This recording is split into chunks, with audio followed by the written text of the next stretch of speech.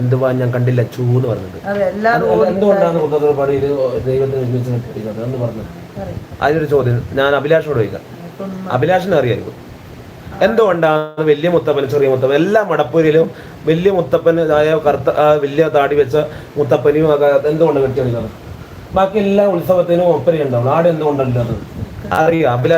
അഭിലാഷ് പോയിട്ടുണ്ടെങ്കിൽ അഭിലാഷ് പറ എന്തുകൊണ്ടാണ്? ദൈവം തന്നെ പരീക്ഷിച്ച് നോക്കി. അത്രയാണ് കട. ദൈവത്തിനെ പരിശോധിച്ചു. കണ്ണു കെട്ടിയ ദൈവത്തോട് ഒരു പുലി വന്ന സമയത്ത് മറ്റേ ചെറിയ മുത്തപ്പൻ മാറിപ്പോയി. ആ പോയപ്പം പുലി മടങ്ങിപ്പോയി കണ്ടു. അപ്പം ദൈവത്തിന് വലിയ ശക്തിയുണ്ട്. ചെറിയ മുത്തപ്പൻ തന്നെ വലിയ മുത്തപ്പന് പരീക്ഷിച്ചു. അപ്പം ദൈവത്തിൻ്റെ മുമ്പിൽ നിന്ന് പരീക്ഷ ഉണ്ടാകുന്ന എനിക്ക് നിന്റെ കൂടെ വേണ്ടെന്ന് അവിടെ പറഞ്ഞു. നീ എൻ്റെ കൂടെ കെട്ടിയാടിക്കണ്ടെന്ന്. എൻ്റെ കൂടെ വേണ്ടെന്ന് മുത്തപ്പൻ പറഞ്ഞുകൊണ്ട് അവിടെ വേറെ അറിയിപ്പിക്കും.